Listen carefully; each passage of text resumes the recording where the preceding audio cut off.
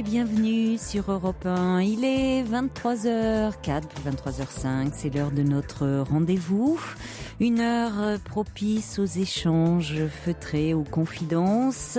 Jusqu'à 1h, la ligne est ouverte au 39 21. Alors si vous ressentez le besoin de me parler ou de partager ce que vous vivez avec d'autres auditeurs, eh bien vous pouvez appeler dès maintenant le 39 21. Je vous rappelle d'ailleurs que le standard ouvre dès 22h30. Vous y serez accueillis chaleureusement comme tous les soirs par Quentin et Assiba sous le regard bienveillant de Philippe Chartier qui réalise l'émission.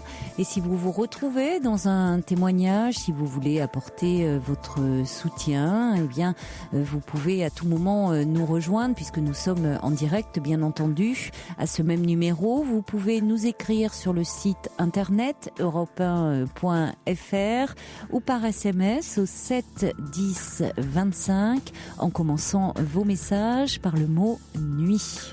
Jusqu'à 1h sur Europe 1, Caroline Dublanche.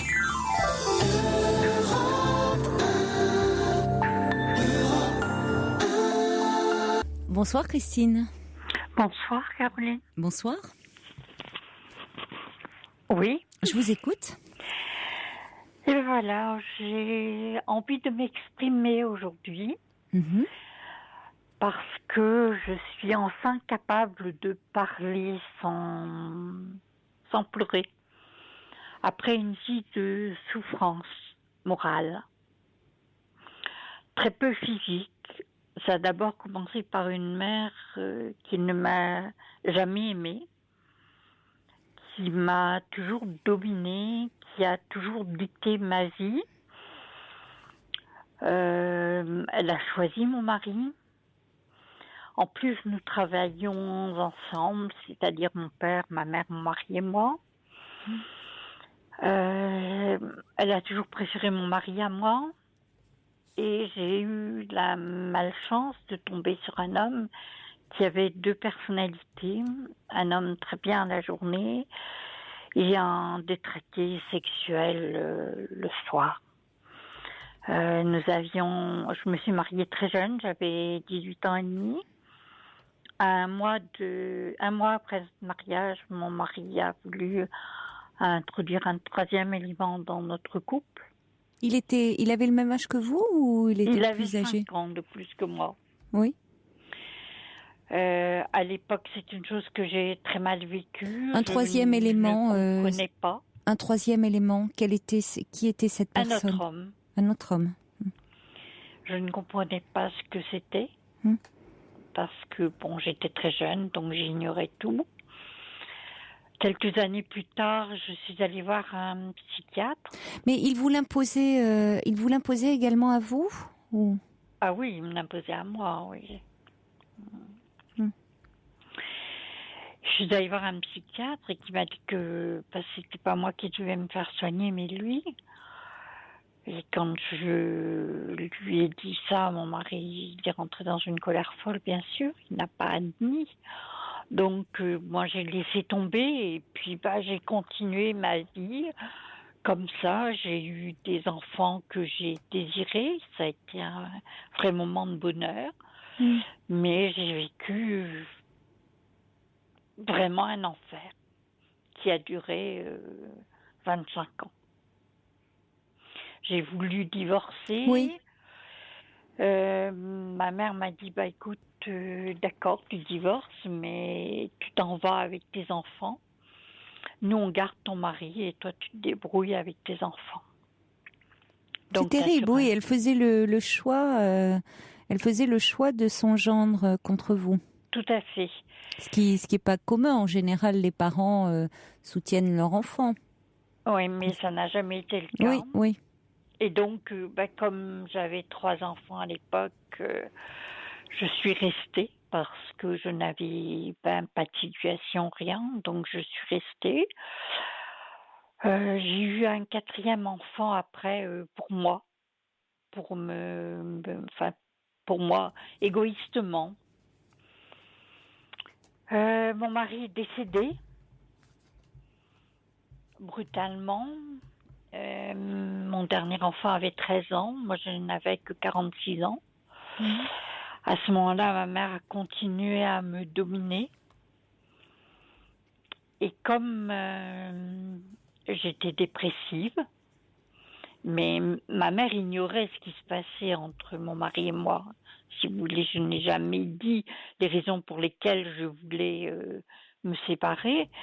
Ma mère a essayé de me faire passer pour folle auprès de mes enfants.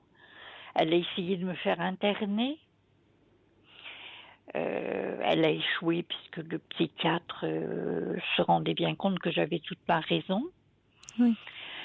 Et un jour, j'ai trouvé le courage d'expliquer à mes parents ce que mon mari m'avait fait vivre. Là, ils sont tombés de très haut. Papa est décédé très peu de temps après. Ensuite, j'ai quand même vécu avec maman jusqu'à la fin de ses jours. Et là, ça va faire 8 ans que maman est décédée. Je reprends un peu confiance en moi. Oui. J'ai été suivie par un psychiatre qui a pratiqué la méthode EMDR sur moi. Oui. Qui a eu un effet très, très, très salutaire. Où j'arrive justement à exprimer ces choses-là maintenant. Disons que je n'en fais plus de cauchemars, parce qu'avant, c'était, même la nuit, c'était omniprésent. Je ne pouvais pas me regarder dans la glace sans voir derrière moi, par exemple, mon mari. Ce qui fait que j'avais une image de moi tout à fait très, très négative. Oui, très abîmée, oui. Très abîmée, très écorchée en même temps. J'ai été très malade, en plus. Et puis, j'ai réussi à perdre du poids, un poids qui s'était installé au fil du temps. Et vous aviez pris beaucoup de poids. Oui, là, j'ai perdu 30 kilos en 4 en effet. mois. Ah oui. Et là, je commence à m'accepter. Oui. À me regarder dans la glace. Oui. À être capable d'aller chez le coiffeur, me faire couper les cheveux. Oui, ce qui est un signe. Oui, et à me dire que peut-être j'ai peut-être droit maintenant à une part de bonheur. Oui. Qu'il est peut-être pas trop tard. Non, il n'est jamais trop tard, mais c'est... On voit que finalement, autant pour certaines personnes, la perte d'un parent, on en parlait hier avec Christelle, je ne sais pas si vous étiez à l'écoute, elle me parlait de la perte de sa mère et pour elle ça avait été un effondrement intérieur, enfin elle disait que ça avait basculé à ce moment-là, qu'elle ne se remettait pas de la perte de sa mère. Moi ça a été un soulagement. Oui, pour d'autres personnes, oui. Ça peut être un soulagement. Et à ce moment-là, c'est pas facile à dire, oui, parce qu'évidemment, ça ne va pas sans culpabilité de dire ça. C'est pas. Et pourtant, quand il y a toujours des raisons quand c'est vécu comme un soulagement. Oui. Oui, évidemment. C'est bon, il y a toute une histoire derrière. Sinon, la perte de son père ou sa mère n'est pas vécue de cette façon-là. Mais à ce moment-là, quand il y a eu une relation où, comme ce que vous nous avez décrit, où vous ne vous êtes jamais senti aimé, où il y avait une telle emprise, où votre mère finalement dirigeait totalement votre vie, quand elle est décédée, au fond, là, c'est comme si enfin vous vous autorisiez à vivre votre vie. Elle n'était plus présente. Oui, et en plus, comme nous travaillions ensemble, j'avais beaucoup d'assurance dans mon travail. Je m'épanouissais beaucoup dans mon travail parce que j'aimais ça. Et en plus, elle a été très jalouse de moi. Lorsque j'ai eu Vermé en disant entre 35 et 40 ans, j'ai pris un peu sa place et ça, elle ne l'a pas supporté. Oui, donc, il y avait cette rivalité sourde aussi. Et elle a tout fait pour me détruire. Mm. Mm. Déjà, le fait de choisir votre mari, après de choisir aussi quand vous lui dites que vous envisagez de vous séparer de lui, vous aviez vos raisons. Et elle dit, nous ferons le choix nous le choisirons lui. Nous ne ferons pas je ferai le choix. Ah, j'avais entendu nous. Parce que Non, c'est vrai parce que que dans cette histoire, votre père était étrangement absent. Très près de moi. Mais Ouais. mon père était dominé par ma mère. Bah oui, c'est ça, c'est le problème. Étant donné sa personnalité, lui-même devait... Donc vous ne pouviez pas trouver de protection auprès de lui. J'avais son amour. Et ça, c'était énorme. Ça, c'était énorme, mais... Oui, mais lui-même était écrasé. Tout à fait. Hmm. Tout à fait. En plus, maman avait été mariée une première fois, chose que j'ignorais, et j'ai découvert que j'avais un demi-frère à l'âge de 12 ans. Et ça, Ah oui. ça m'a terriblement perturbée. J'ai eu énormément de mal à accepter sa venue. Mais un demi-frère, comment Maman a été mariée, elle s'est Oui. séparée de son mari, Oui. et dans le pacte avec la séparation de son mari, son ex-mari l'aidait à s'installer à condition qu'elle ne demande plus de nouvelles de son fils. Donc elle a Quel abandonné. pacte terrible. Elle a abandonné son fils. Enfin, pour moi, c'est Oui. une forme d'abandon. Oui. Et mon frère a perdu son père. Son père est décédé très tôt. Oui. Et à ce moment-là, donc la famille a recherché la mère de mon frère pour qu'il ait une tutrice. Et mon frère a débarqué chez nous et c'était un garçon très perturbé parce c'était une famille très bourgeoise où systématiquement le premier garçon devait être prêtre. Prêtre, oui. Et donc lorsque j'ai connu mon frère, il était au petit séminaire. Ah oui. Or, ce n'était pas du tout sa vocation, puisque lorsqu'il est venu vivre chez nous, mon frère a fini photographe de mode. Oui, effectivement, c'est des univers très différents. Voilà. Oui. Donc, mais par contre, quand il est arrivé, il a perturbé énormément ma vie. J'imagine, oui. Et puis même par rapport à cette image, l'image que vous aviez de votre mère, comment était-elle vis-à-vis de son fils? Comment se comportait-elle?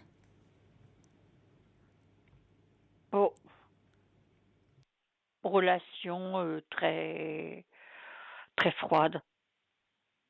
Quand il est revenu, il avait donc 17 ans. Oui. Oui, donc effectivement, c'était un jeune homme. Voilà, oui. Par contre, mon père s'est beaucoup occupé de mon frère.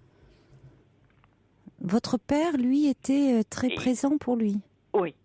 Oui, alors que ce n'était pas son fils. Non, du tout. Oui, donc lui avait ce côté très très tendre finalement, très affectueux pour un enfant qui n'était pas le sien, mais il n'était pas le sien, mais oui, mais ça montrait cette tendresse qu'il avait en lui. Hein. Oui, énormément. Et oui. Mais déjà, ça reflète quand même. Ça en dit long sur la personnalité de votre mère, parce que ce pacte, comme vous dites, à la séparation avec son ancien mari, de dire au fond, je t'aide à t'installer, mais tu fais une croix sur notre fils. Au fond, pour une installation matérielle, pour renoncer à son enfant, oui, c'est quand même très particulier. Hein, Oui, et puis moi j'ai fait des recoupements et je me suis rendu compte qu'en définitive, maman ne m'a pas élevée jusqu'à l'âge de 18 mois. C'est ma grand-mère maternelle qui m'a élevée. moi, je n'ai pas vu mes parents pendant 18 mois. De toute façon, je n'ai aucun souvenir d'enfance.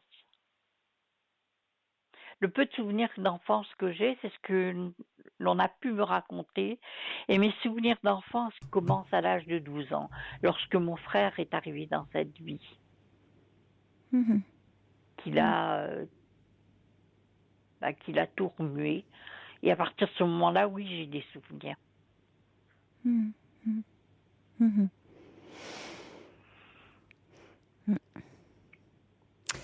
En tout cas, c'est vrai que c'est une... vous avez quel âge aujourd'hui, si c'est pas indiscret? 62 ans. 62 ans, oui. Et finalement, là, vous vous demandez si aujourd'hui, au fond, ça peut un peu commencer, vous pouvez trouver un peu de sérénité pour vous, vous dites un peu votre part de bonheur. Oui. C'est ça, être un peu... En tout cas, ce que vous dites, c'est que vous arrivez à travers le fait de prendre soin de vous, à restaurer l'image que vous avez de vous-même. Oui. Aussi. Oui. À travers des petites choses qui peuvent paraître des détails, mais qui n'en sont pas. Cette perte de poids, le fait que vous changiez de coupe de cheveux, vous coupez les cheveux, enfin, c'est-à-dire au fond là où vous ne vous souciez plus de rien, enfin vous ne vous ne je vous n'étais occupez plus une femme. Oui. J'étais un être humain. C'est ça. J'étais une mère parce que mes enfants comptent énormément pour moi et mes petits-enfants aussi. Mais c'est tout. Je n'existais pas autrement, quoi. Je n'avais pas d'épanouissement. Et c'est terrible parce que je me suis même laissée dominer par une amie. Oui, mais... Je viens de me fâcher avec elle il y a 15 jours. C'est une bonne chose. Ça veut dire que, au fond, c'est une bonne chose. Je ne sais pas dans quel contexte, mais ça veut dire qu'aujourd'hui, vous êtes à même de réagir, Christine. C'est pour ça que j'avais envie d'en parler. Oui, c'est-à-dire que, au fond, quand vous dites c'est terrible, même avec vos amis, mais depuis votre plus tendre enfance, vos relations s'inscrivaient sur le mode de la domination. Ça conditionne beaucoup de choses, les relations que l'on a. Votre mère était une mère extrêmement dominatrice. Elle vous a choisi un mari, certainement inconsciemment, qui avait, comme vous dites, deux visages, plus que deux personnalités, deux visages, qui, savait se montrer très affable comme ça, et puis qui, après, vous imposait ses fantasmes. Alors, il a le droit d'avoir des fantasmes sexuels. En revanche, il n'avait pas le droit de vous les imposer. Là où d'autres auraient pu réagir, vous ne pouviez pas parce que, au fond, vous étiez modelée déjà depuis toute petite à la soumission. Donc, vous étiez inscrite dans un mode relationnel. Oui, et au fond, entrer en conflit, vous révolter, vous affirmer, était très compliqué pour vous, voire impossible. Donc, vous mettre en colère, vous fâcher, dire non, c'est signe qu'il y a des choses que vous n'acceptez plus et que vous apprenez aujourd'hui à dire j'existe et à vous respecter. Oui, je pense. Je pense que j'en arrive là, que j'arrive maintenant à...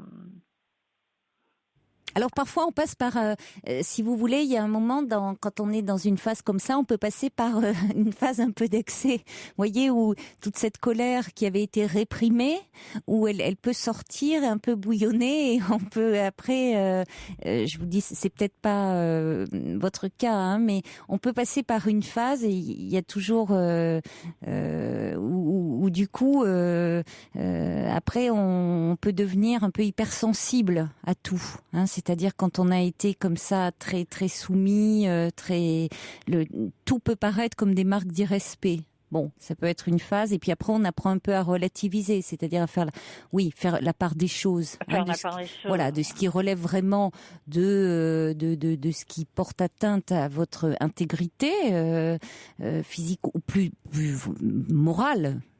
Oui. Et puis, ce qui peut être dans la relation, simplement, où l'autre n'est pas d'accord avec vous, ne partage pas votre point de vue, n'a pas mais pour autant, n'empiète pas sur votre territoire, vous voyez, ça ne vous porte pas atteinte.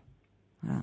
Et ça, c'est important parfois de le travailler un petit peu, parce que quand la colère a été trop longtemps réprimée, ou l'agressivité, quand elle n'a pas pu s'exprimer, parfois elle peut surgir un peu. Mais bon, ça s'entend pas trop dans ce que j'entends de vous. Non. Non. Il y a Jean qui dit, quelles sont vos relations, il me pose une petite question là au 7 10 25, il dit, et avec vos enfants, quelle relation avez-vous aujourd'hui? Excellente relation. Oui. Oui. Ça, c'est quand même très réconfortant pour vous. Oui, ça a été très dur. Très gratifiant. Ça a été très dur à récupérer. Mais maintenant, non, c'est très sympa. Je vais avoir un 10e petit enfant à la fin de l'année. Oui. Non, j'ai... Oui, sur ce plan-là, finalement, c'était sur vous en tant que femme, où vous n'aviez pas... vous n'existiez pas. Souffert, quoi. Oui. Mais Tout vous à fait. savez, à votre âge, il est possible de vivre, de vous réaliser encore, hein, sur ce plan-là. Peut-être, je sais pas. Oui, ça reste possible. Ouais. Oui, ça reste possible. Enfin, je trouve que j'ai fait des grands pas. Énorme, hein, d'après ce que énorme, vraiment. Oui. C'est ce que dit. D'ailleurs, il y a des messages là qui arrivent pour vous. Il y a Marco qui dit vous voilà libéré de vos chaînes et vous êtes sur le chemin maintenant de votre liberté. First Lisa qui dit vous êtes devenue finalement une bonne mère, hein, pour vous, celle que vous n'avez pas eue. Olivier le patrouilleur qui dit c'est presque une seconde naissance, il faut en profiter maintenant que vous êtes libre et vous l'avez gagnée chèrement, cette liberté. Moi je dirais c'est pas presque, c'est une seconde naissance. On peut avoir comme ça des plusieurs naissances et on peut accoucher de soi-même, hein. Il y a venir au monde, bon voilà, ça on ne choisit pas, hein, cette naissance-là. Et puis bon, il y a la maïeutique, l'art d'accoucher de soi-même, hein, et ça c'est long et douloureux aussi. Il y a Monica qui dit chaque vie est un roman, et je souhaite vraiment à Christine de trouver tout le bonheur qu'elle recherche et la sérénité. Et puis Kiwi qui dit vous avez traversé vraiment de dures épreuves et on sent aujourd'hui que vous avez le courage et l'énergie de vivre. Alors attrapez ce bonheur que vous méritez. C'est gentil. C'est certainement sincère. C'est réconfortant. Oui. Mais voilà, je voulais témoigner et dire que en fait, rien n'est impossible, que même après des épreuves comme j'ai traversé, je trouve le courage de vous parler ce soir, de parler en public en fait, hein, et de m'exprimer sans rage, en parlant simplement. Et j'ai eu encore d'autres épreuves dans tout ça, parce que mon frère a essayé de me violer. J'ai dormi avec mon petit-fils et je me suis réveillée, mon petit-fils avait des attouchements sur moi. Ça a été terrible. Ça, oui. Voilà, donc tout ça, je le digère et... Oui, enfin ça, attendez, vous nous dites ça là au moment où j'allais vous dire au revoir, c'est avec votre petit-fils, vous en avez... quel âge avait votre petit-fils ? 12 ans. Oui, mais qu'est-ce qui s'est passé par la suite avec lui ? Enfin, ça a été, les choses ont été reprises. Que s'est-il passé ? Je dormais donc avec lui. Je me suis réveillée. Il avait des attouchements sur moi. Oui. Quand elle fait exprès, c'était peut-être la première fois depuis 20 ans que je mettais une chemise de nuit. Parce que jusqu'alors, c'était le pyjama jusqu'en haut et bien jusqu'en bas.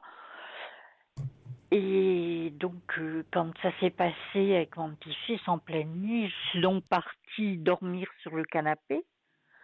Et lorsque ma fille s'est levée le matin et qu'elle m'a trouvée sur le canapé, elle me dit: «Qu'est-ce que tu fais là?» Je dis rien, j'arrivais pas à dormir et je voulais pas déranger le petit, donc je me suis mise sur le canapé.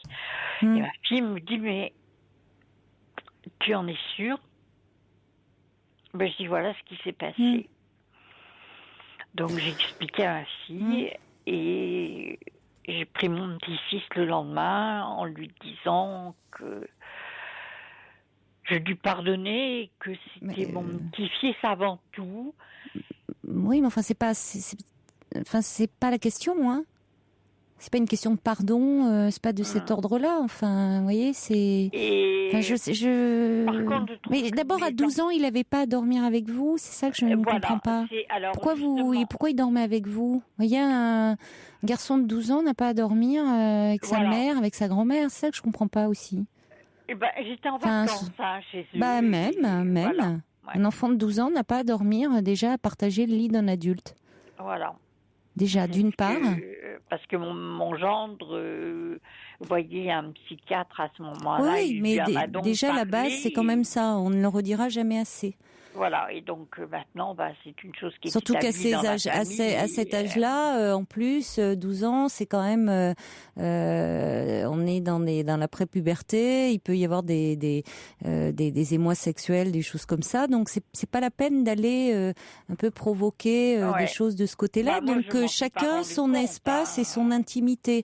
Après, effectivement, il s'agit pas de tomber dans le pardon, dans les choses comme ça, mais que chacun ait son intimité, son espace pour la nuit et ça évite aussi ce genre de choses. Après, il y a peut-être des choses qui n'ont pas été clairement posées et à cette occasion, il est important de rappeler aussi à l'enfant que dans la famille, il y a des interdits qui sont posés et que je lui ai expliqué, mais je dois vous dire que ça a été un traumatisme épouvantable. Ça m'a refait plonger un petit peu plus. Mais c'est aussi pour votre petit-fils que c'est un peu préoccupant tout ça, je trouve. Mais bon. Enfin, en tout cas, une chose à dire et à redire. On ne le redira jamais assez. Les enfants n'ont pas à partager le lit des parents et des grands-parents. Déjà, c'est une chose. En tout cas, écoutez, merci de votre témoignage, Christine, et puis on vous souhaite le meilleur dans l'avenir. Merci de m'avoir écouté, Je vous en prie. M'avoir laissé m'exprimer et dire que rien n'est impossible peut-être. Merci, au revoir. Bonsoir.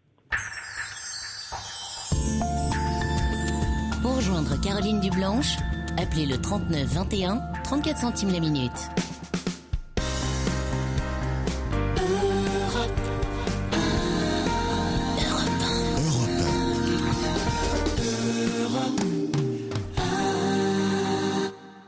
Bonsoir Daniel.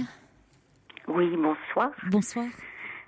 Oui, je suis pas à l'aise. Excusez-moi.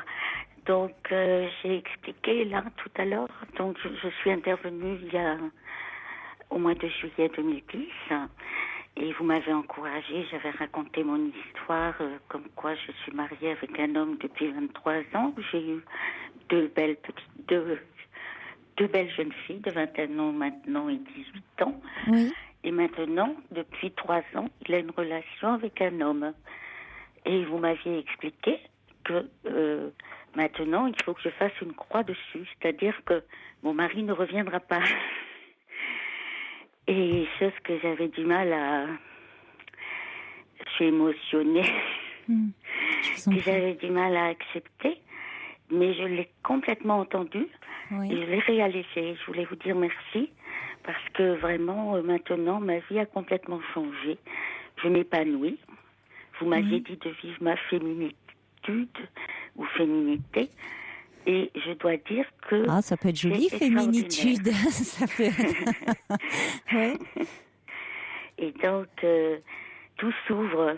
Je vois vraiment c'est grâce aussi à des amis Oui. vraiment qui se rapprochent de moi, qui vivent les mêmes situations, mais pas au niveau de l'homosexualité, mais en séparation.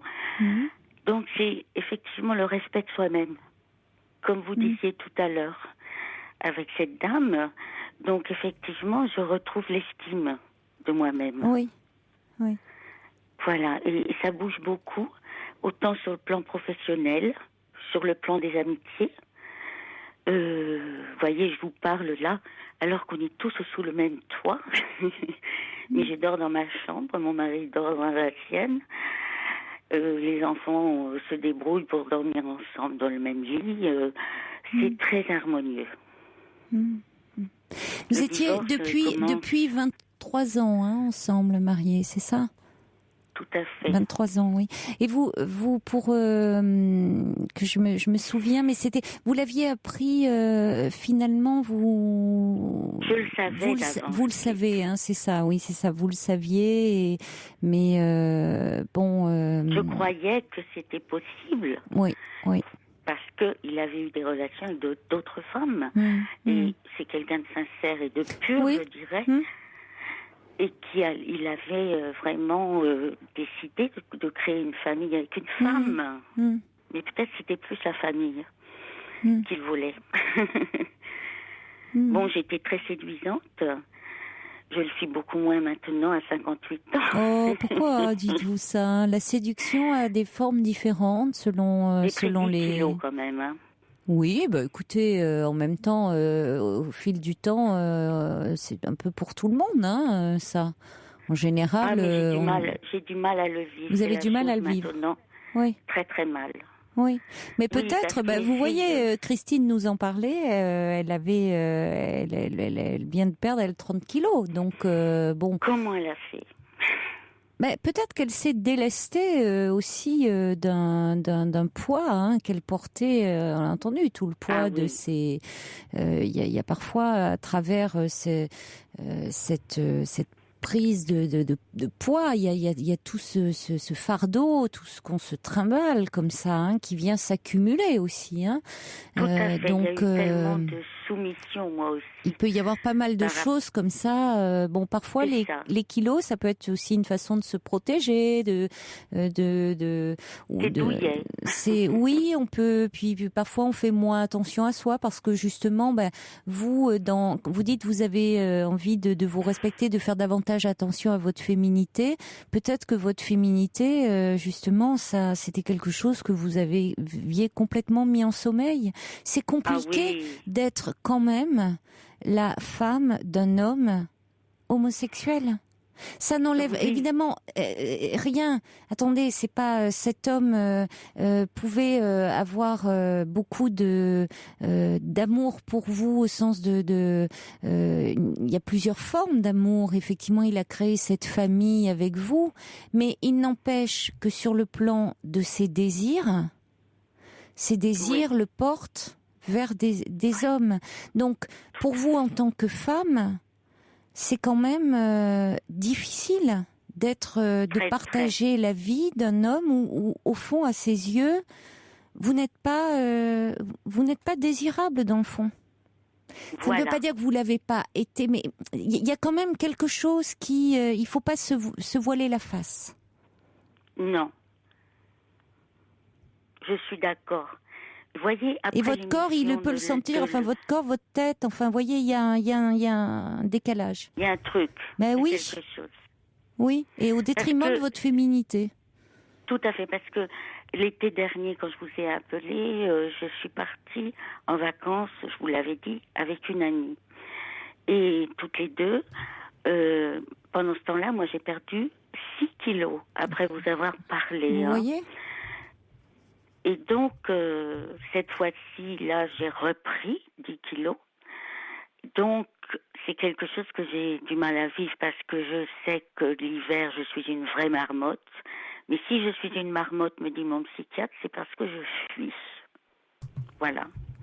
Je fuis. Donc, moi, j'ai arrêté de travailler pour élever mes enfants. À 58 ans, je me bats pour travailler. Donc là, je suis ravie parce que je travaille comme auxiliaire de vie. Oui. J'étais éducatrice pour jeunes enfants. Oui, vous aviez, en plus, c'était un métier passionnant. Moi, j'ai été éducatrice pendant 15 ans auprès d'adultes et d'enfants handicapés. Pas facile. Donc j'ai une très riche expérience et j'ai quitté mon travail pour suivre mon conjoint. Donc pour moi, ça a été une grande souffrance. Et après, lui m'a reproché de ne pas travailler. Et moi, j'ai dit oui, mais moi, j'ai quitté tout pour toi. Pour lui, enfin, c'est-à-dire qu'il n'y avait pas d'autre solution. Lui à Nantes et moi à La Baule. En fait, il n'y avait pas de possibilité de créer une famille, quoi, on va dire. Donc je ne regrettais pas, mais là, j'ai eu cette phase d'agressivité dont vous parlez, cette révolte. C'est-à-dire que j'ai dit non, c'est pas possible, tu me traites vraiment... j'arrivais pas à lui dire. Je suis tombée dans l'alcool à ce moment-là. Je vivais la nuit, toute seule, dans la maison, parce que lui était au chômage. Et donc, on était 24 heures sur 24, l'un sur l'autre. C'était devenu invivable. Parce que ces tendances homosexuelles étaient remontées à ce moment-là. Il m'en avait parlé. Il m'avait dit, je ne veux pas te faire souffrir, mais voilà. Donc, j'ai souffert. Même s'il ne le voulait pas, j'ai souffert. Donc, son comportement était aussi lié à son chômage. Donc, il était mal, très, très, très mal dans sa peau. Il a son histoire qui est assez compliquée également. Moi, j'ai la mienne, avec une mère autoritaire aussi. Donc, j'ai eu beaucoup de difficultés aussi à me faire respecter, à me faire entendre, je dirais. Parce que je suis la dernière enfant d'une famille de 3 et j'ai une sœur aînée très autoritaire, une mère très autoritaire qui avait une emprise sur moi jusqu'à l'âge de 27 ans, on va dire. Je me suis rebiffée, bon bref. Mais j'ai retrouvé cette relation avec mon mari. Oui, c'est ce qui est formidable. Il avait une emprise sur moi. Et oui, mais en même temps, finalement, ce que j'entends, c'est que vous avez pu, au fond, vous dire, bon, il vaut mieux arriver à vous séparer, c'est-à-dire que vous repreniez l'un et l'autre votre liberté. Lui, vous allez vous retrouver.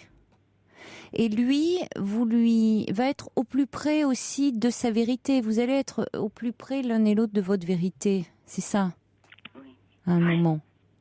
Je crois que ça sera... Oui, tout en gardant des relations, au fond... vous semblez dire, vous êtes encore là sous le même toit. Des relations plus que cordiales, j'entends, parce que au fond, la femme qui l'aime d'une certaine façon, c'est vous. Oui. Oui, c'est ça, c'est-à-dire. Tu es la mère de mes enfants. Voilà, c'est ça. Moi, je n'ai vécu qu'en tant que mère à partir d'une certaine. Voilà. Donc il est temps aussi. Il y a eu les enfants. Il est temps que vous viviez pour vous en tant que femme. C'est ça. Hein? C'est ce que j'ai compris. Bon, je l'ai pas encore réalisé. Ah oui, mais vous savez, ça, chaque chose en son temps. C'est-à-dire qu'il fallait déjà pouvoir l'entendre, et puis après l'accepter, l'intégrer, et voilà. Après le réaliser, c'est maintenant vous donner les moyens de le réaliser. Et c'est ça. Donc là, le 26 avril, nous avons une première, on appelle ça une conciliation. Oui. Le 26 avril. Donc avant, il ne voulait pas du tout entendre parler de divorce. Parce que ça fait 3 ans qu'il a cette relation. Il ne voulait pas vendre la maison. Il ne voulait pas de séparation, vraiment. Et en fait, c'est moi qui ai pris les devants. Je suis allée voir un avocat, une avocate. On a vu les choses. Lui a reçu donc le courrier de l'avocat. Et après, il y a eu les problèmes d'argent parce que moi, j'ai mis beaucoup d'argent parce que j'ai eu un héritage de mes parents. Et je crois qu'il était un petit peu un petit peu gêné parce que jaloux même, je dirais, parce que lui n'a rien eu de ses parents, rien du tout. Donc il disait oui, je comprends pas, c'est moi qui ramène l'argent dans la maison, toi tu travailles pas, c'est pas normal. Donc résultat, on est allé voir le notaire tous les deux. Et là, il y a un terrain d'entente. Et là, on devient amis. Bah, écoutez, c'est formidable quand on en est à ce stade-là. Mais attention aussi à un moment, parce que c'est vrai que c'est formidable si vous arrivez à garder des relations amicales. Il y aura peut-être à certains moments des moments de tension au cours du divorce où vos intérêts ne seront pas forcément compatibles avec les siens. Donc il faut aussi pouvoir l'accepter, ces moments un peu plus de tension, voire de conflit. Et bon, parce que sinon, voyez, on sent que vous êtes vous avez quand même dans votre parcours renoncé à beaucoup de choses pour lui. Tout à fait. Et attention de ne pas à nouveau suivre cette tendance, parce que il ne faut pas vous perdre de vue, il faut aussi penser à vous. Alors, il ne s'agit pas de vous faire la guerre, évidemment, ça n'aurait pas de sens. Ça serait dommage maintenant de vous abîmer, vous saviez dès le départ, vous avez construit, il y avait au fond des enjeux communs. Vous avez construit une famille tous les deux. Aujourd'hui, vous décidez de suivre chacun votre chemin séparément. Et finalement d'être au plus près de vous-même. Mais pour autant, ne perdez pas de vue que vous pouvez avoir des intérêts divergents à certains moments et qu'il peut y avoir quelques tensions et qu'il faut pouvoir les supporter. Eh bien, c'est déjà arrivé. Donc, la fin de l'été, lorsqu'il est revenu de son voyage avec son ami, parce qu'il passe toutes ses vacances loin, en Espagne et au Gibraltar. Oui. Comment dire, il y a eu de la violence physique. Ah oui, alors là, c'est plus que des tensions, la violence physique. Je suis désolée, mais c'est inacceptable. D'abord. Oui, mais c'est inacceptable. J'ai porté plainte. Bah oui, mais voyez, là... Il est allé à la police. Oui, mais là, je suis désolée. Oui, mais enfin là, franchement... C'est inacceptable. C'est inacceptable, même garder des relations amicales avec ça. Oui, alors attention quand même. C'est-à-dire que pensez à vous et vous voyez, ça justifie d'autant plus. Il y a quand même préservé. Une séparation. Il y a une séparation et à un moment, une séparation. Vous voyez le côté où la séparation se passe. Tout est au mieux dans le meilleur des mondes. J'y crois pas trop personnellement. Quand on entend, il y a forcément à un moment des choses un peu qui s'accumulent. Ça peut revenir un peu après, mais il y a un moment, il y a quand même des conflits d'intérêts. Nadège dit, après 21 ans de mariage, mon mari m'a dit son amour des hommes. Ce fut très violent, je ne m'en remets pas. Mes enfants souffrent de mon mal-être. Je crois qu'il est difficile de se dire j'ai été quoi dans cette histoire. Alors c'est différent effectivement pour Nadège. Contrairement à vous, Nadège semble dire dans son SMS qu'elle l'a découvert. Vous saviez dès le départ. C'est un petit peu différent. Pensez à vous quand même et protégez-vous, suivez votre objectif qui est de vous retrouver dans cette histoire. Merci en tout cas beaucoup, Daniel, de nous avoir donné de vos nouvelles et bonne route à vous.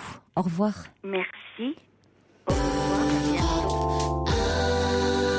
39 21 34 centimes la minute. Pour saluer l'arrivée de notre majesté Georges Ier parmi nous, qui nous envoie un message pour dire, vous voyez, Caroline, j'arrive, Zazie aussi. Oui, comme c'est dit simplement.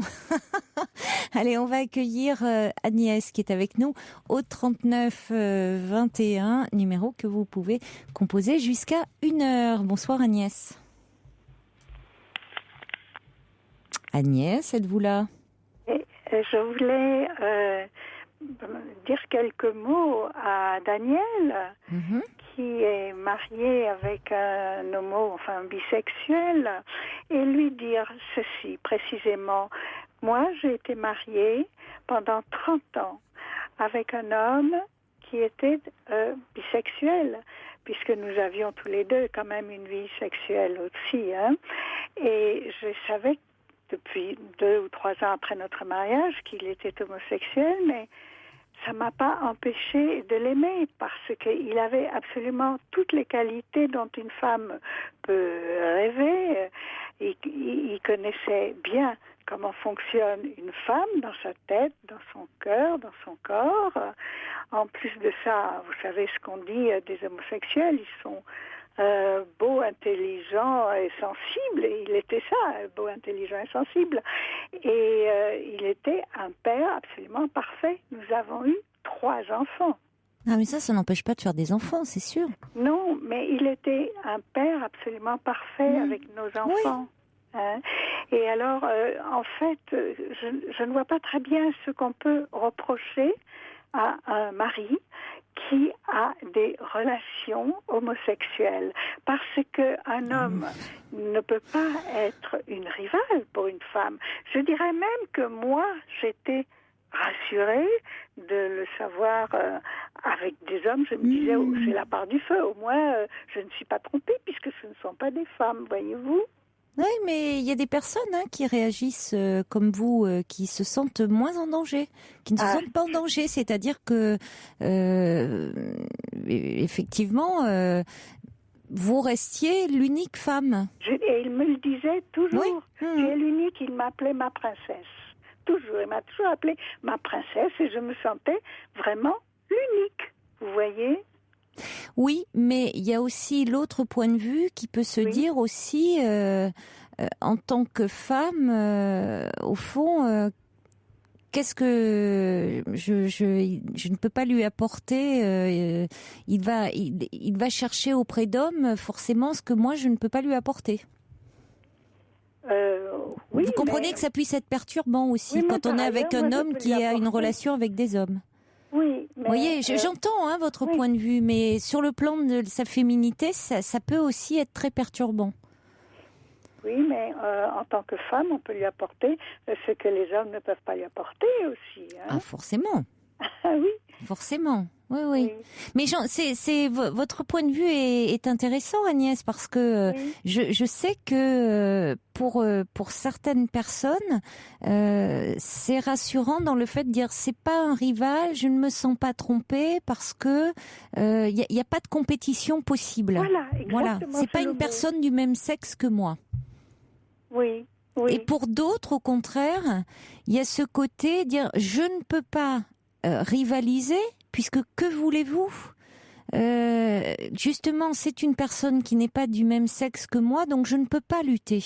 C'est au contraire cet argument-là fait que les personnes se sentent impuissantes en disant je ne peux pas lutter, je ne pourrai jamais lui apporter ce qu'il va chercher ailleurs, puisque je ne suis pas un homme.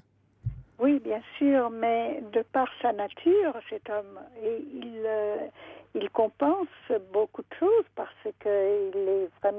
il a beaucoup de sensibilité, il comprend très bien comment fonctionne la femme.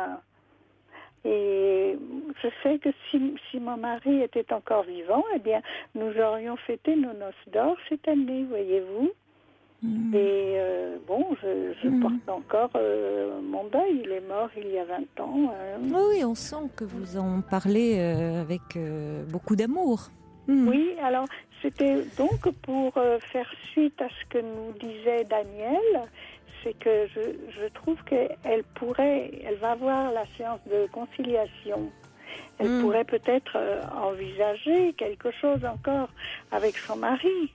Je crois que là, elle a pris quand même une décision. Donc, vous savez, vous nous parlez, c'est intéressant de votre situation, mais en aucun cas, après, on ne peut généraliser à partir de sa situation personnelle. C'est intéressant d'entendre votre point de vue parce que, effectivement, certaines personnes pensent comme vous.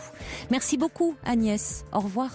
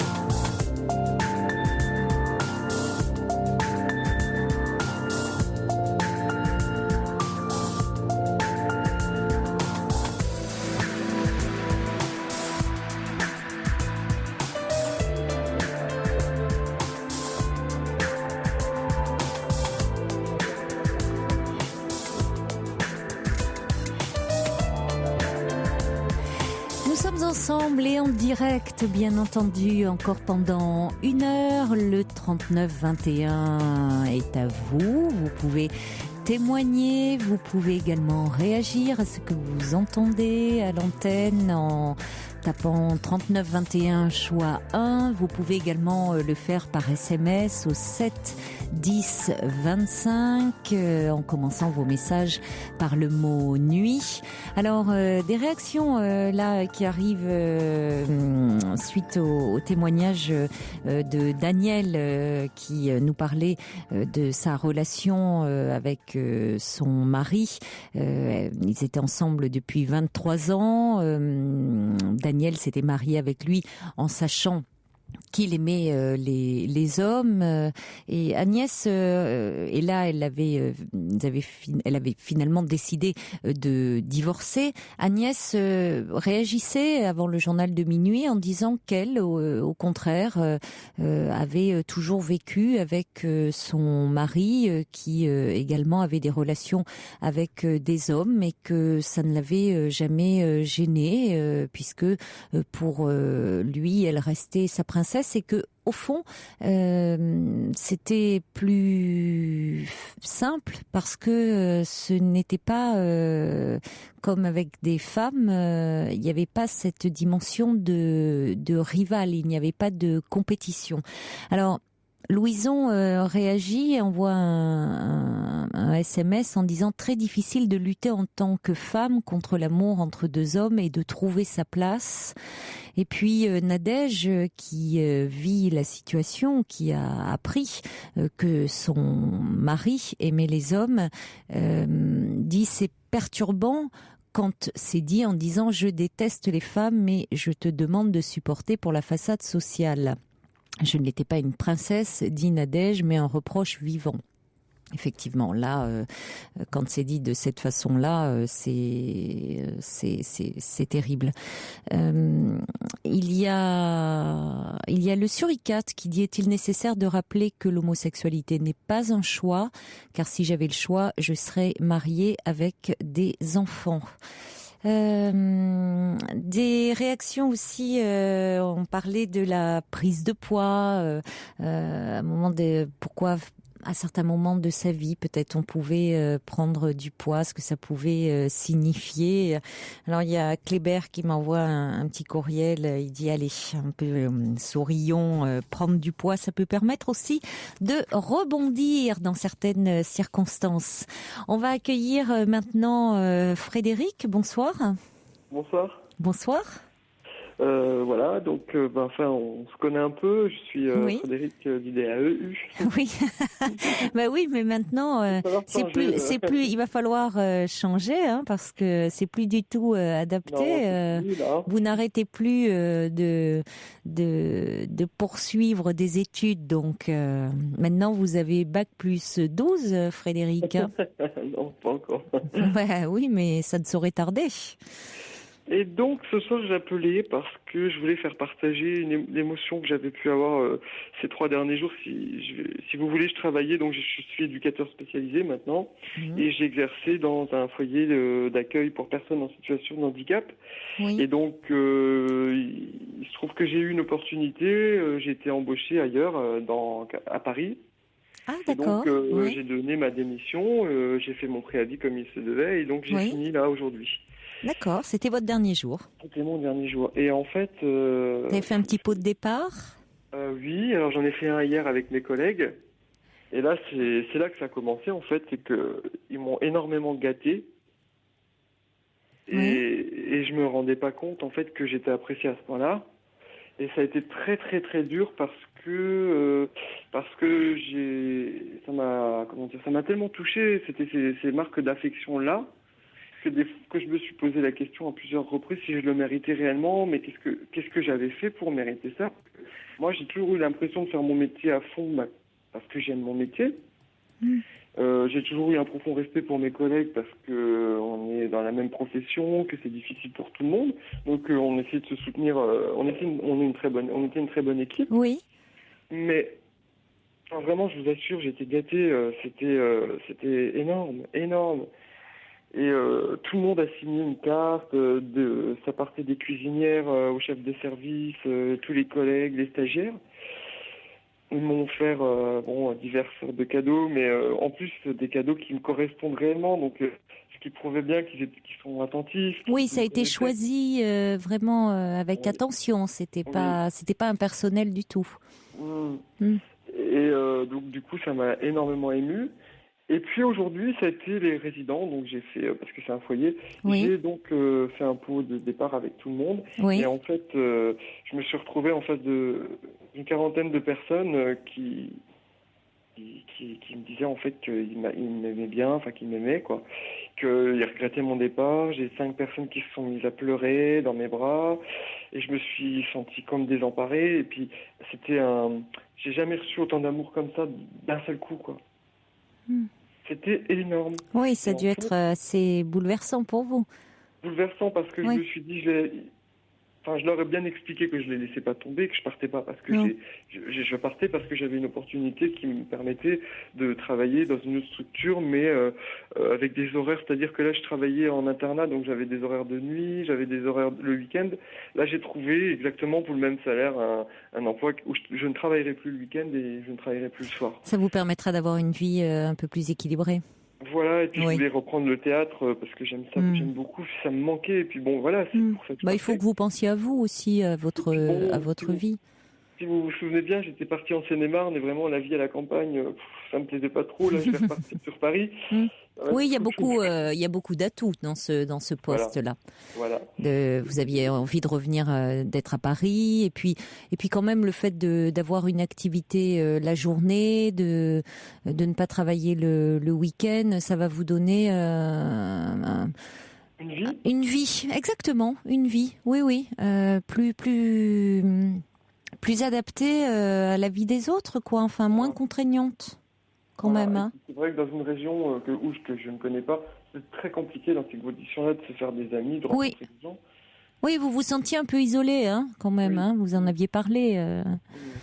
Donc, ça, écoutez, c'est normal aussi quand même. Même si vous vous investissez beaucoup dans votre métier, il faut quand même aussi penser à vous. Voilà, alors c'est ce que me disent mes collègues. Bon, je sais que mes collègues ont compris, mais c'était vraiment, je voulais faire partager ce soir auprès des gens.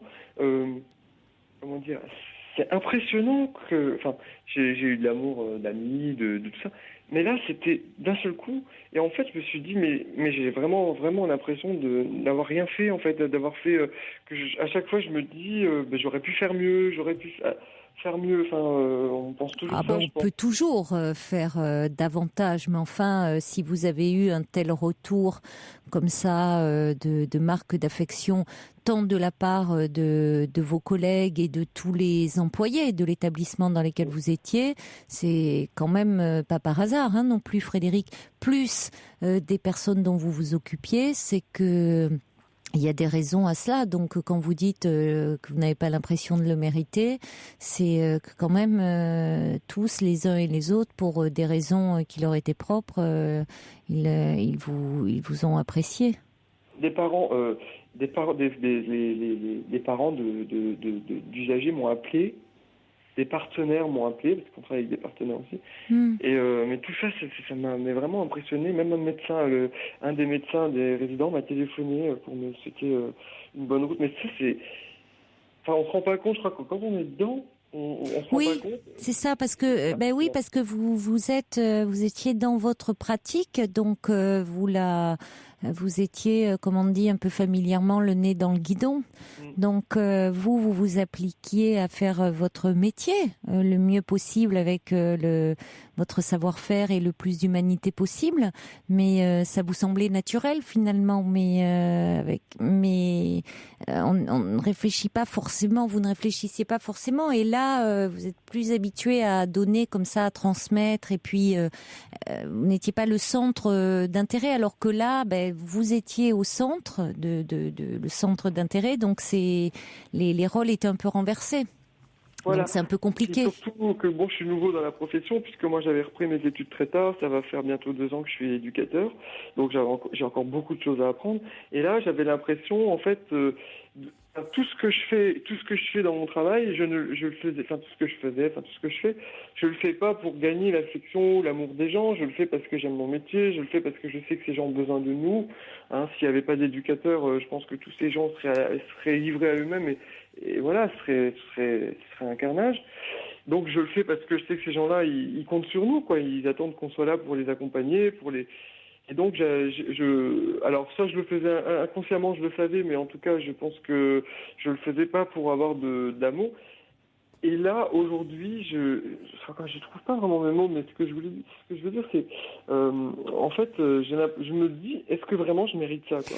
Écoutez, Louison va répondre pour moi. Elle envoie un message en disant, ne soyez pas trop modeste, vous le méritez. Ouais, c'est difficile.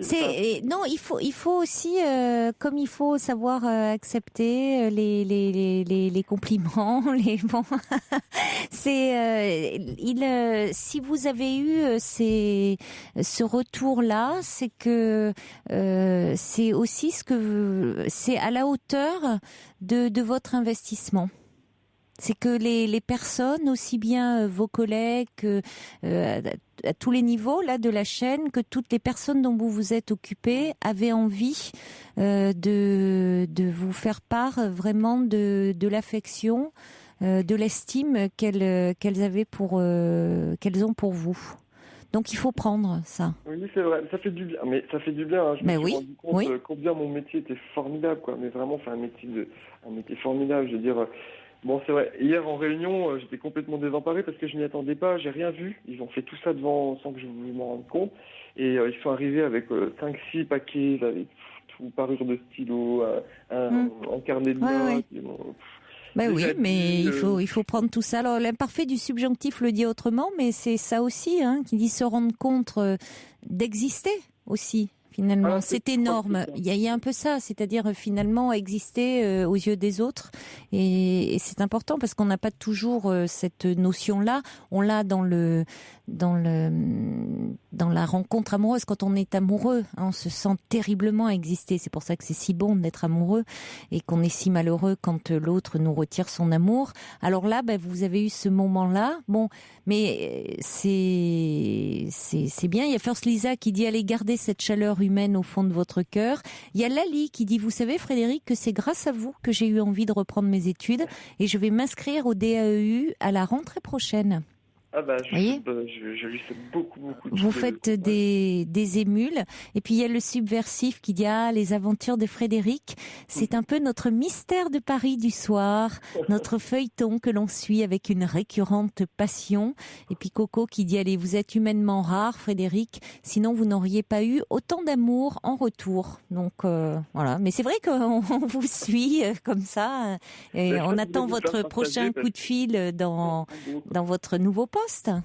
Je pense que ça va être pareil. Je pense que ça. Mais parce que j'ai peut-être pas. Mais alors, ce que je tiens à dire, c'est mes collègues sont vraiment des gens formidables aussi. C'est vraiment des gens qui m'ont déjà accueilli chez eux dans leur structure. J'avais pas beaucoup d'expérience. Ils m'ont laissé ma chance. Ils m'ont accueilli vraiment. Et puis ils m'ont fait mon départ. Mais vraiment, c'était formidable. Et ces gens-là aussi, c'est des gens qui méritent aussi beaucoup de chaleur comme ça. Je peux dire.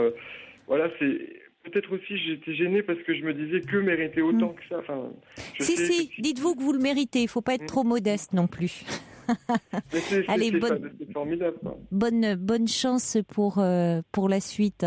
Merci beaucoup. Puis je passe le bonsoir à tous ceux qui ont participé au Subversif, à First Lisa, à Lison. Voilà, je suis aussi leur petit message. D'ailleurs, tous les soirs, je vous écoute. Donc, ça vous fait de longues journées. Mais du coup, en parlant du subversif, c'est vrai que lui aussi reste mystérieux. On se pose plein de questions. Mais oui, c'est fait pour. C'est fait pour. Voilà. Je vous embrasse, Frédéric. Il n'a jamais appelé, j'ai jamais entendu sa voix. Non. Voilà. Non. Il écrit uniquement. Très bien. Oui. Je vous souhaite une très bonne soirée. Merci de m'avoir entendu. Vous aussi. Au revoir, Frédéric. 39 21, 34 centimes la minute. Allez, pour Frédéric, un petit mail de Mathieu de Montigny-les-Metz qui dit « Transmettez juste mon bonjour à Frédéric, un ancien collègue assistant d'éducation qui en garde lui aussi un très bon souvenir. » Et puis Jeanne qui dit « La reconnaissance professionnelle n'est pas si courante, alors profitez-en Frédéric. » Et il y a Georges qui dit bon alors puisqu'on est un peu dans les souvenirs, il dit mais qu'est devenu le jeune homme shampouineur de chiens? On n'a plus de ses nouvelles, c'est vrai. Ce jeune homme qui voulait ouvrir son salon, c'était ses grands-parents, je crois, qui lui payaient sa formation. Il disait que c'était plus facile le contact avec les chiens qu'avec leur maître.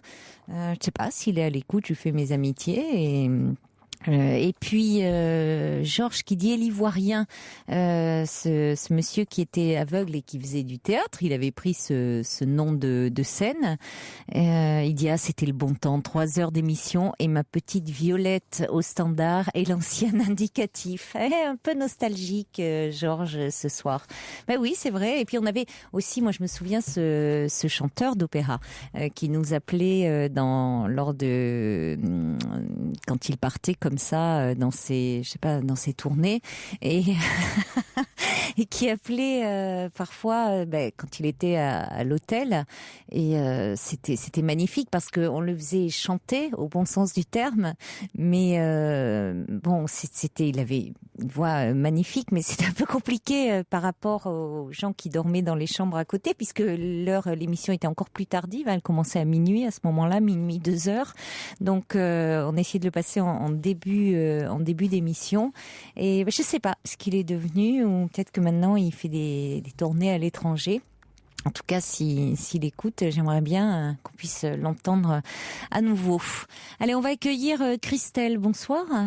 Oui, bonsoir Caroline. Bonsoir Christelle.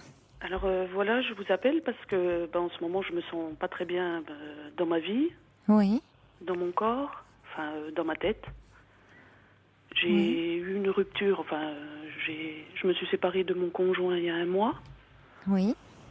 On a un bébé ensemble de 13 mois. Oui. Excusez-moi, je suis un peu... Mais je vous en prie. Et je me sentais pas bien du tout avec lui. Et là, je commence à me sentir pas bien sans lui, en fait. Et qu'est-ce qui fait que vous vous êtes séparés? C'est vous qui avez pris cette décision? Oui, c'est moi qui ai coupé court à la rupture. Je sentais... j'étais en survie. Je sentais... Ah oui. Pourquoi? Je me sentais pas bien avec cet homme. Oui, survie, c'est un terme fort. Qu'est-ce qui fait que vous vous sentiez en survie, pour reprendre votre expression? Mais il m'apportait pas de... Comment dirais-je? Aucun soutien, aucune sécurité. Je sais pas comment expliquer. J'avais l'impression qu'il m'utilisait, en fait. Oui, de quelle façon? Pour se faire entretenir, en gros. Lui ne travaillait pas? Non, il est en pension invalidité. Oui. Le peu d'argent qu'il gagnait, il l'usait dans les jeux. Il participait à sa pension rien. Partait dans les jeux?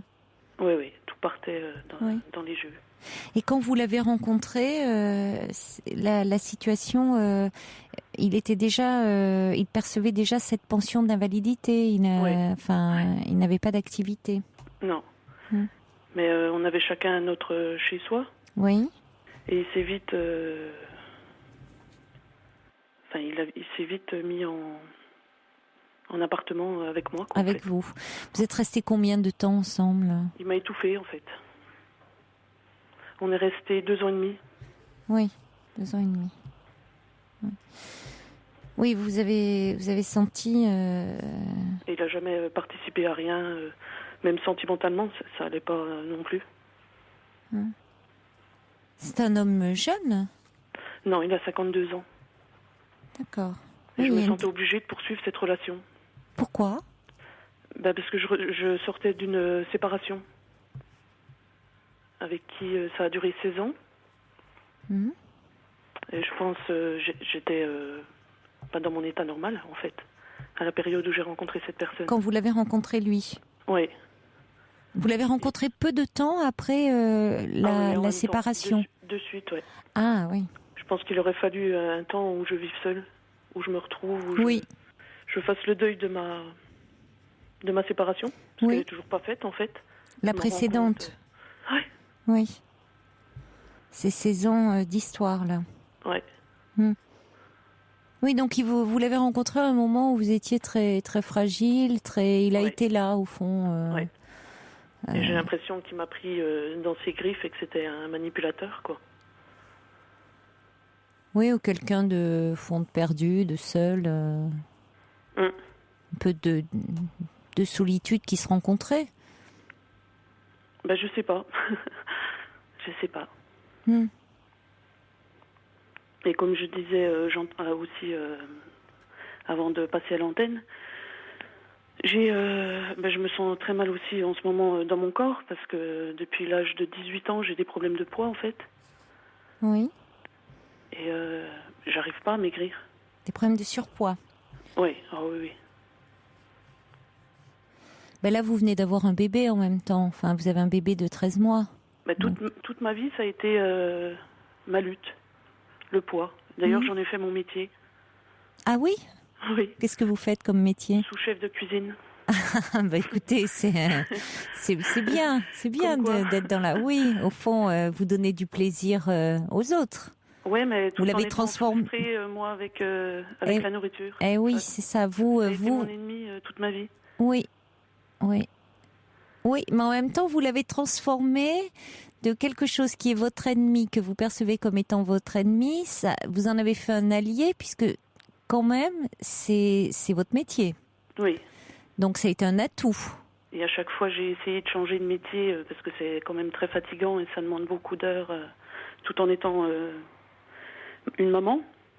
Et à chaque fois, je suis retournée là-dedans. Oui, mais ça veut dire que, vous savez, il y a toujours... les choses sont jamais tout noir ou tout blanc. C'est donc... il y a certainement... Il y a ce... Dans le fait, dans la cuisine, dans le fait d'être cuisinier, il y a ce côté, il y a de la générosité aussi. Il y a quelque chose de transmettre, de donner du plaisir. Alors vous, malheureusement, vous battez avec ça parce que vous devez contrôler votre poids.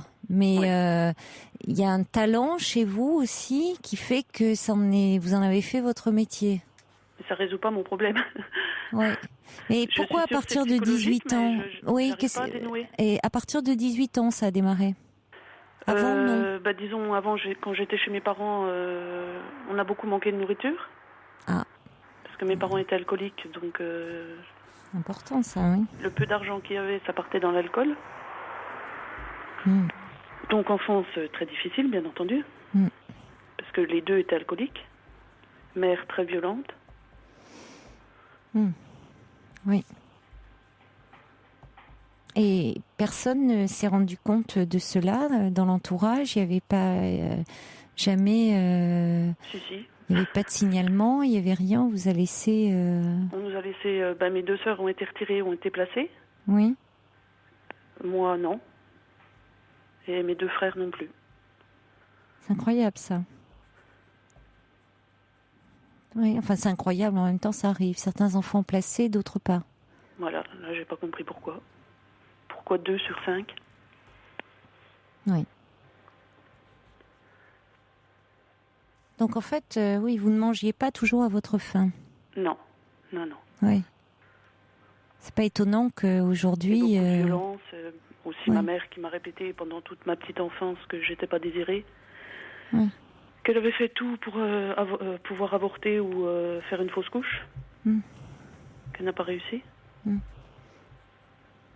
Alors je pense que ça vient de là. Je sais pas. Ça vient de beaucoup de choses.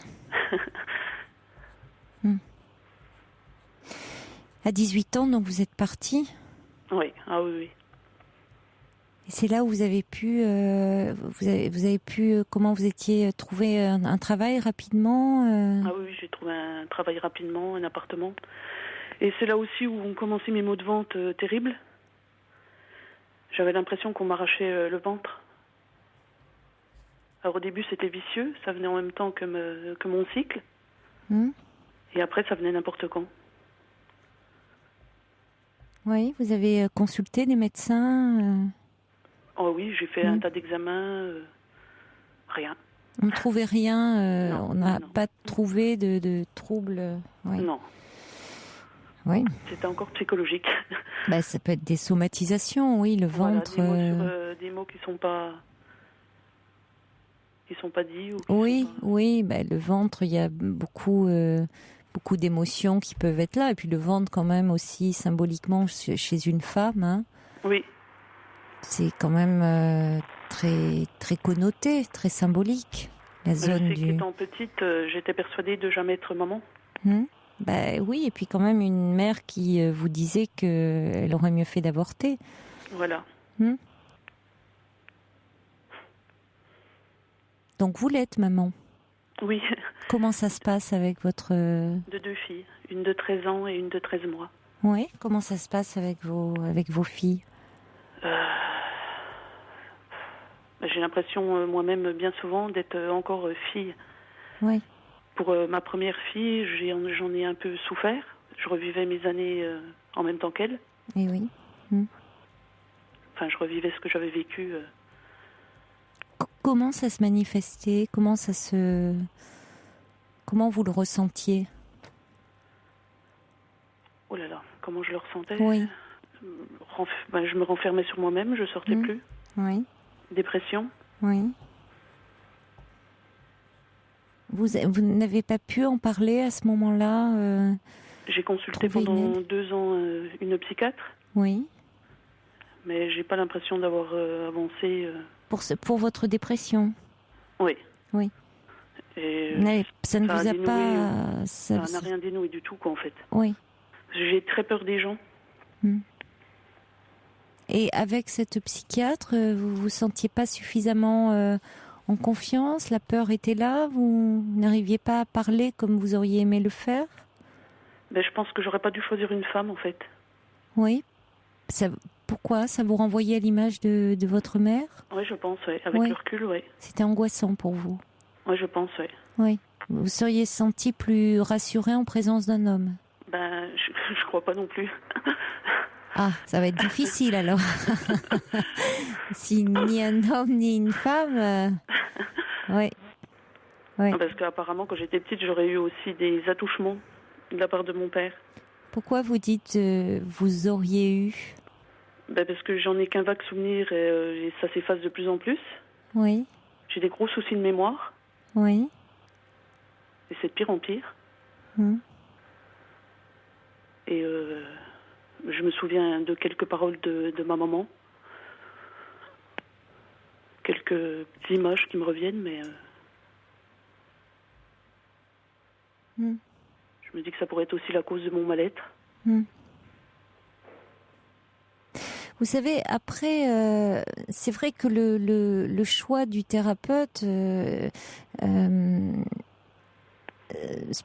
au départ, certains vont dire oui, moi je préfère un homme, moi je préfère une femme, et ça a des raisons d'être en fonction de son histoire.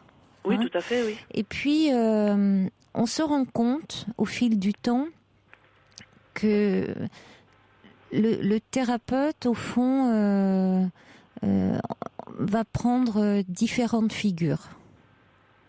On oublie un peu qui il est dans la réalité.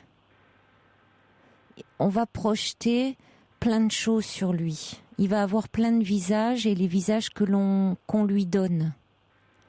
Donc il est sexué selon, vous voyez, il peut un jour prendre une figure maternelle, mais un autre, voilà, une figure paternelle selon les moments. Alors évidemment, dans les premiers temps, avant que le transfert n'opère, c'est-à-dire ce qu'on va rejouer à travers lui de notre histoire, des sentiments qu'on va lui attribuer de ce que l'on a déjà vécu avec nos parents, avec tous ceux qui ont eu une importance dans notre vie.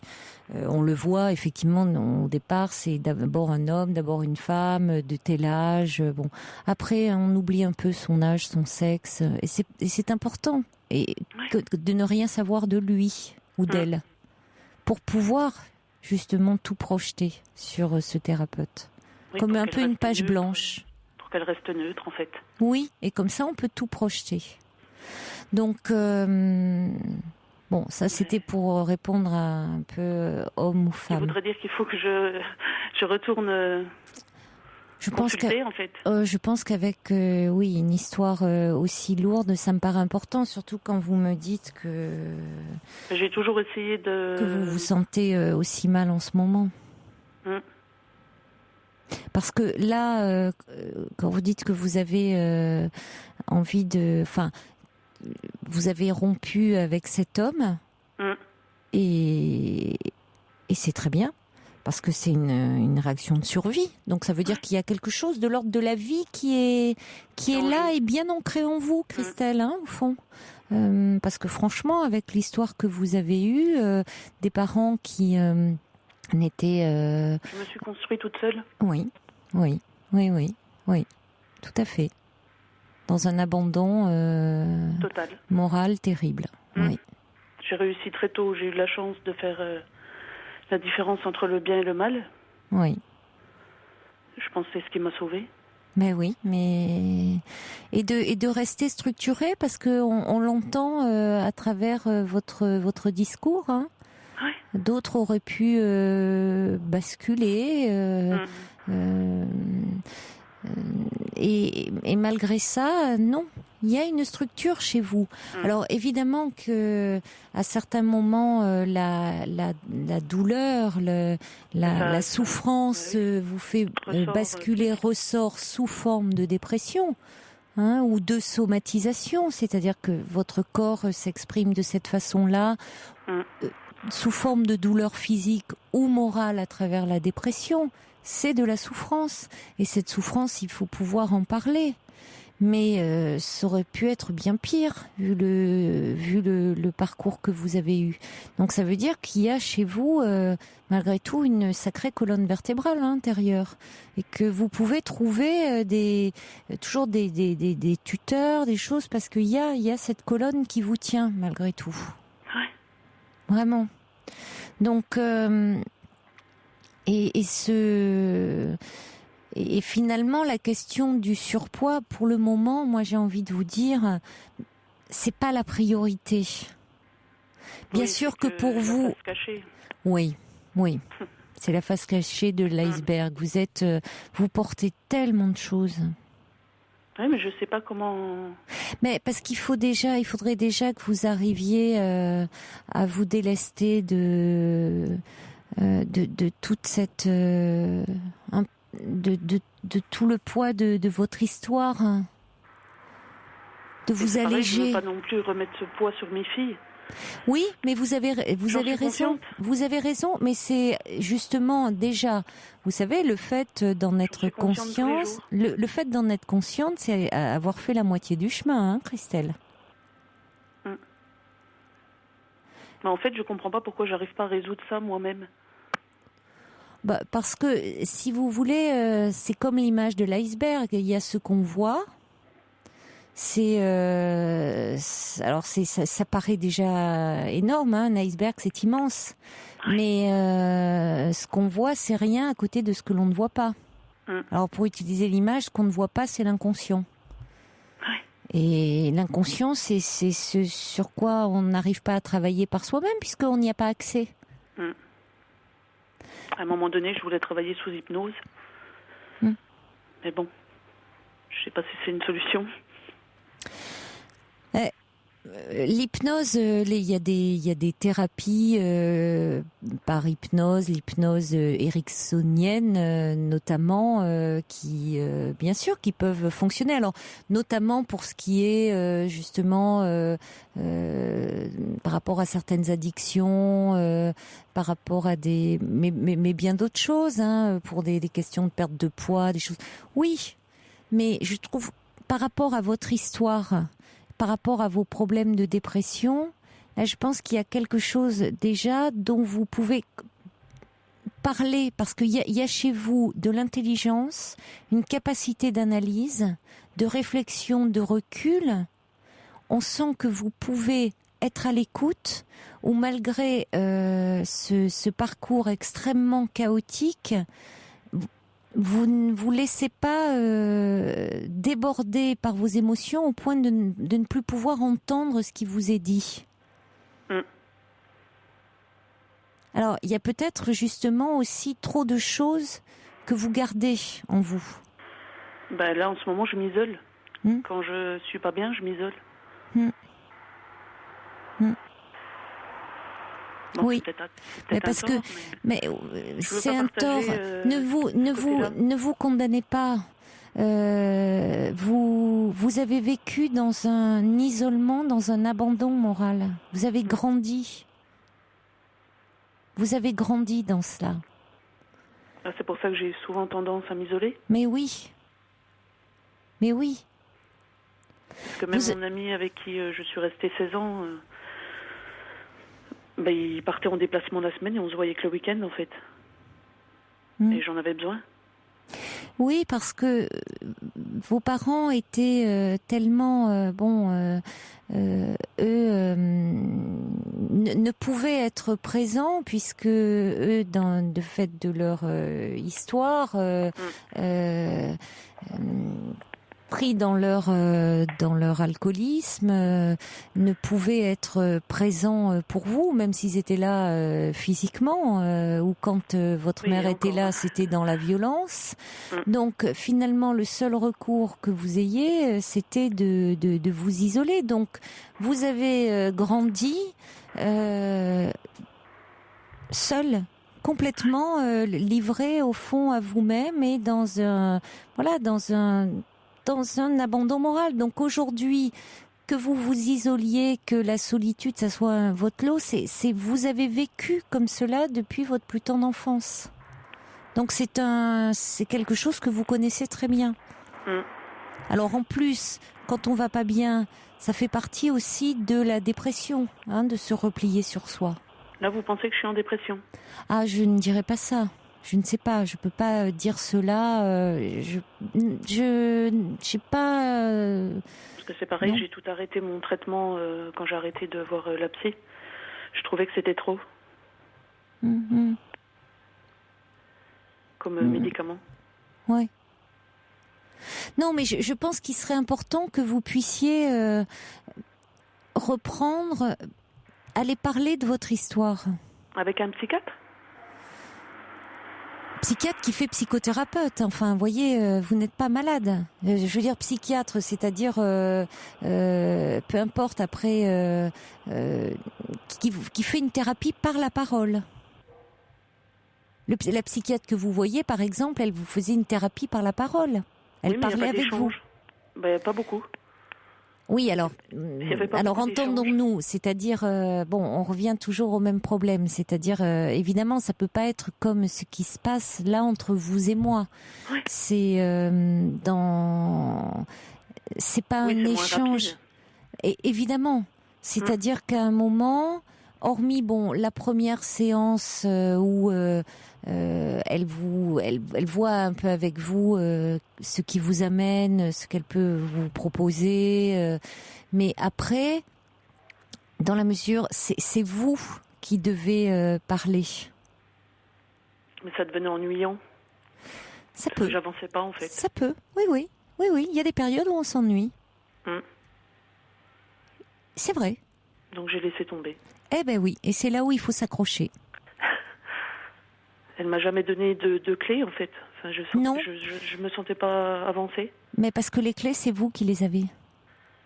Oui, mais elle m'a pas donné les signes où me diriger. Oui, c'est ce qui est compliqué. Aller vers quelle porte, enfin... Mais vous savez, c'est ce qui est compliqué parce que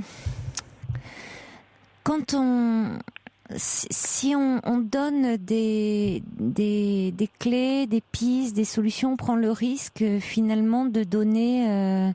Que la personne ne soit pas prête ? Déjà ne soit pas prête à entendre. Bon, c'est un moindre risque parce que finalement, elle ne retiendra pas, elle passera à autre chose. Mais surtout, qu'elle parte sur des pistes qui ne sont pas, des solutions qui ne sont pas les siennes. Qu'elle soit pas aux commandes de sa vie. Alors vous trouverez toujours des gens pour vous dire ce qu'il faut faire, à votre place. On n'est jamais à la place d'une personne. Ça sert à rien. Le thérapeute, il est là pour vous aider à vous aider.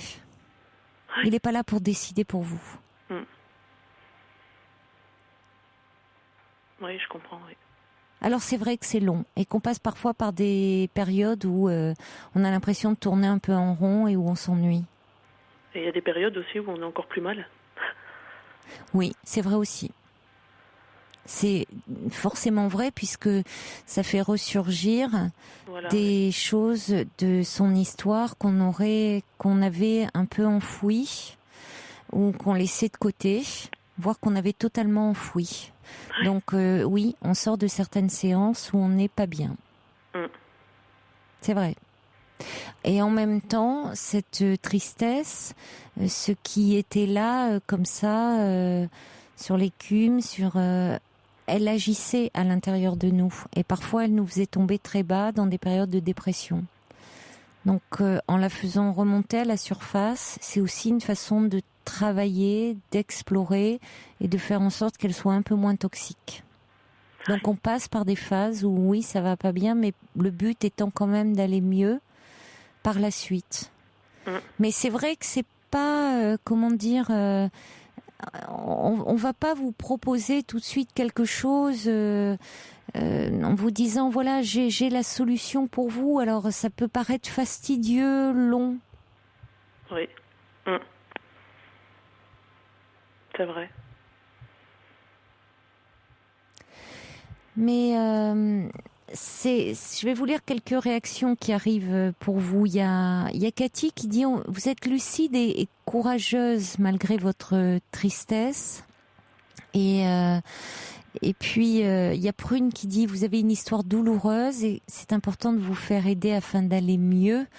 Il y a First Lisa qui dit aussi on peut pas être trop dans la maîtrise et c'est ça aussi dans la thérapie, pas trop maîtriser. Il y a l'ami Tintin qui dit on sent beaucoup de douceur et de tristesse dans votre voix.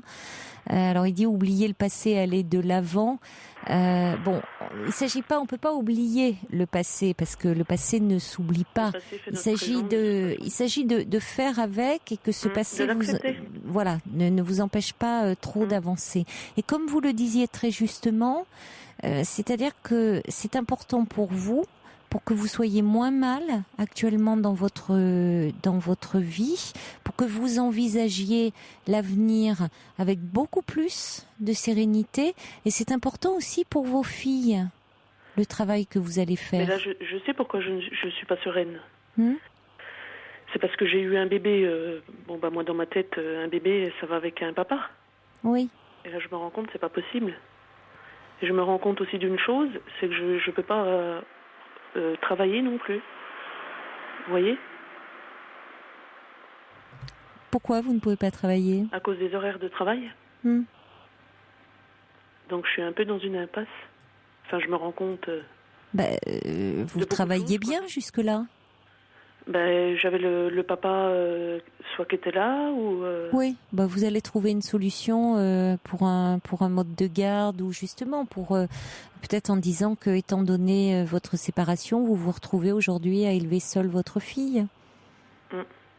Peut-être aussi pour voir avec une assistante sociale et en disant parce que vous n'allez pas quand même perdre votre travail parce que vous ne pouvez pas faire garder votre fille. Et quand vous dites que votre fille n'a pas de papa, c'est pas parce que vous vous séparez de son père qu'elle, elle n'aura plus de père. Mais il s'en occupe pas, en fait. Là, ça Oui. fait un mois. Alors, bon, ça, c'est son problème, mais malheureusement, ça a des répercussions actuellement sur votre fille. Il sait aussi, c'est peut-être un moyen, malheureusement, de faire pression sur vous, Oui, de m'atteindre. Christelle, de vous atteindre parfois, pour faire du mal à l'autre. Eh bien, c'est de passer par l'enfant. Il sait que comme cela, il peut vous toucher, voire faire pression sur vous pour que vous reveniez. Donc attention aussi à savoir résister. Je dis rien du tout. Oui, parce que vous pourriez éventuellement revenir vers lui pour reformer une famille somme toute assez illusoire. Ouais. Parce que normalement un père, eh bien c'est pas parce que vous êtes séparés qu'il ne doit pas voir sa fille. Alors ça ne fait qu'un mois, donc ça peut être une façon. Voilà, c'est un moyen de pression. Donc considérez que derrière cela, il y a une forme de pression et de chantage. C'est du chantage. À un moment, quand il en aura assez de jouer à ce petit jeu-là, eh bien, il verra sa fille et vous avancerez. Ne vous rendez pas coupable de cela. Vous, c'était une question de survie pour vous. Mais votre fille, elle a un père. Et puis allez surtout parler de vous, Christelle. D'accord ? Et puis rappelez-moi, si vous le souhaitez, pour me donner de vos nouvelles. D'accord. Je vous embrasse. Mais je vous remercie. Au revoir.